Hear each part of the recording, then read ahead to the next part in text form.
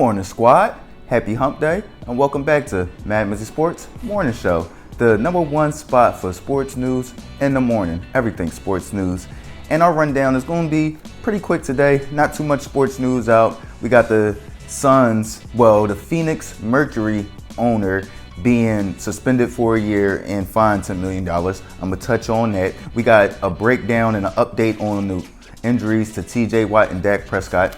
I'm going to touch in on that. We got Tom Brady releasing some new comments out here. You know, I got to touch on that. And then finally, to end off the episode, who has the advantage with Triple G and Canelo arriving in Las Vegas for their super mega fight, Triple G versus Canelo 3 this Saturday. Let's dive right into it, baby. So the news has come out that Dak Prescott is not going on the IR list. They are saying that they're leaving out hope that he can be back by week 5 against the Philadelphia Eagles, October 16th. I don't see him recovering that soon from a thumb injury, but that's positive signs that they didn't place him on the IR. And the news has been released that TJ Watt does not need surgery on his labrum. That is great news for the Steelers, but with both of those big news updates and injury updates being released, whose is more important? In my opinion, I'm going to say it's the Dallas Cowboys. I was kind of leaning towards the Steelers, but I look at the Steelers' schedule. Besides them coming up with the Patriots this week, they have a very, very tough schedule. And I don't feel as though being without TJ Watt for 6 weeks, they're going to be able to hold up against some of those offenses they're going to be facing coming up in the near future. Like Cleveland Browns, TJ Watt would have probably, run roughshod against them. They got a few tough opponents coming up. I believe the Miami Dolphins, a few tough teams out here that's going to be coming up that TJ Watt would have played a very big role in.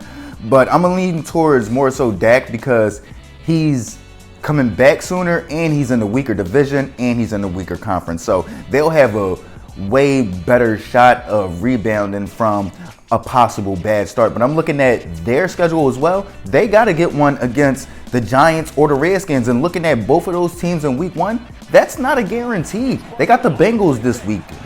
They're not winning that game. They're not beating the Bengals this Sunday with Bradley Cooper. You feel what I'm saying? Well, what's my man name? I forgot my man name, but the backup that they got. You feel what I'm saying? They're not going out there and winning the game with my man. Joe Burrow is going to bounce back very strong. They're going to have to put up points. At the end of the day, 3 points is not going to cut it with Dak Prescott. You coming back with your backup. So the offense has to do a lot better. They have to grab one of those games against the Redskins or the Giants. Neither one of those are going to be gimmies. And then if they don't get Dak Prescott back for the Eagles game, that's a huge 3-game stretch in that division. You can't fall behind 0-3 in the division. You can't. So they need Dak Prescott back ASAP. And if he does get back for that Eagles game, he's not going to be fully healthy. That Eagles defensive line is going to be rearing. Hey, it's not looking good for either team right now, but seeing as the Cowboys are in a weaker conference, I'm not going to say the weaker division because the Cowboys are the only team that didn't win out of their division, so they might be one of the strongest divisions this year. But I feel like they'll have more opportunities to catch up than, let's say, the Steelers, because once they fall behind, that AFC and that AFC North is stacked. So it's going to be real hard for them to rebound once they fall behind a few games. Now, to move on, Tom Brady has been very vocal ever since coming back. Ever since, honestly, being in Tampa, he's just opened up and basically been a walking podcast. You feel what I'm saying? You ask him something, he going to answer. You feel me? So recently, he's just expressing how much his recovery process has changed, how he's waking up and he's aching more. He's got bruises more, he's got cuts more. He's looking at himself in the mirror more so like, how committed am I to this? And he's very committed to this year, but it's moving forward, how committed are you to this? Bro, the man is 45 years old. Honestly, when you look at it, you look at how Serena went down. She went down gracefully, went down like a champ fighting, but I have nothing left to prove. She not out there, oh no, I'm going to come back the next U.S. Open and prove y'all wrong again at this age. No, Brady, hang it up, bro. You out there getting pulverized. That offensive line is below average. Going into New Orleans, who you haven't beaten in the regular season yet. Like, why are you putting your body, not only your body, yourself, why are you putting your family through this? You feel what I'm saying? You're 45 years old. It still really only takes one hit. One drastic major hit. And it's Dang, well, should Brady have retired after he won that one Super Bowl in Tampa?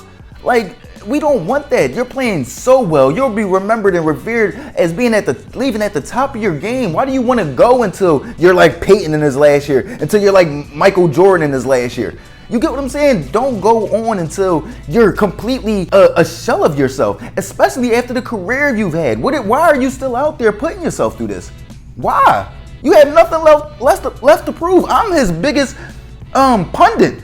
Max Kellerman is his biggest pundit. You feel what I'm saying? Biggest critics are me and Max Kellerman, and we both had to bite our words. Like, who are you proving wrong? Yourself? Hang it up, bro. You feel what I'm saying? Hang it up and let us appreciate the career that you blessed us with. Let us appreciate it.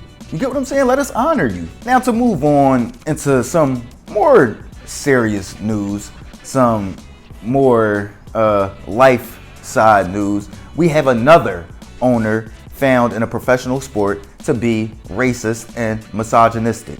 This is not nothing new. This is not nothing surprising. To me, it's just reflecting of how the top echelon of men, or white men in general, I don't want to say white men overall, but the top echelon, a lot of them still feel of these people are assets. You get what I'm saying? For the Phoenix Mercury's owner, Robert Sarver, to have been investigated to been using the N-word multiple times. The N-word with the hard ER at the end, multiple times. Had sexual comments multiple times.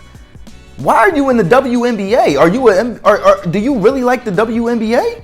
Or are you just there because you have the money and it's a way to control black women?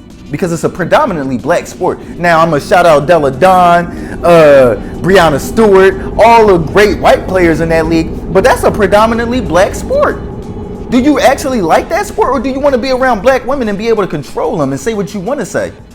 This is scary that in 2021, 2022, we're still having owners, we're still having stories coming out of owners that have been in these leagues for years that they're racist. How many owners are still out there? How many owners are now just changing it up? Changing up where they say it at, where they speak about it at. How many of them are just changing the game? And how many of them are just, oh, I'm just stuck in my old ways. I'm going to say what I want to say. It is what it is. You get what I'm saying? There's some people that's going to evolve and say, oh, I can't say this in certain settings or around certain people. And then there's certain people that's still going to say what they say. But it doesn't change the overall mindset of that group of people. You get what I'm saying? This has to be addressed. This has to stop. You get what I'm saying? There's no reason why we have multiple billionaire athletes, multiple billionaire entertainers, multiple billionaires in our black community that can't wedge their way into the NBA, NFL, WNBA, soccer, or any of that. It's ridiculous, bro. Floyd Mayweather just wiggled his way into NASCAR? It's ridiculous. They need to open up the doors to more owners of minority backgrounds, Like they've been saying before, like, you can't, like, and I never said, oh, you just got to sell the team. But at the end of the day, Kanye West is like worth $6 billion. I'm pretty sure he can pay for an NFL football team at a nice price, at a respectable price.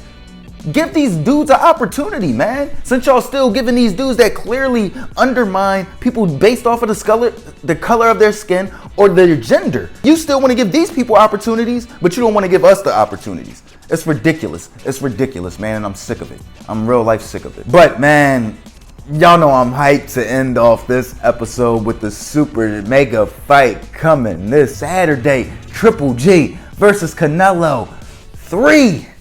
Oh, man, I am super, super excited. I'm super hyped. Triple G pulled up yesterday in the old school James Bond joint. I'm like, look at my guy. Look at my guy. You mean? Everybody know I'm a Triple G fan. But who has the advantage coming into Saturday? And with me being a Triple G fan, I still take pride in being a very unbiased analyst. To me, Canelo has the clear advantage headed into Saturday. You think about he's coming off of a loss and Triple G is coming off of a win. But Triple G in his last 3 fights, I would say, just in his last fight, he looked like he came back to the Triple G. The fight before that, he was fat, pudgy. I don't know if that was just because he wasn't interested, but he wasn't the same Triple G. He came back to the same Triple G as last fight, but I feel as though Canelo's been a lot more active over the past few years. He's been dealing with a lot more skilled boxers over the last few years, and I feel like he's more prepared for heading into this war than Triple G is. Now, Triple G is just a fighter in general, so he's going to step up. He's going to be ready. He's going to fight. He's going to show. He's going to be there. But heading into it, I feel as though Canelo clearly has the advantage heading into it, looking at his past few years and what he's been able to accomplish in boxing. But y'all know what it is, man. It's hump day, middle of the week. Finish this week off strong. Be great, be positive, be productive. Like, comment, share, subscribe, listen, alert. MizzyWorld Entertainment, MadMizzy Sports Morning Show. Gang.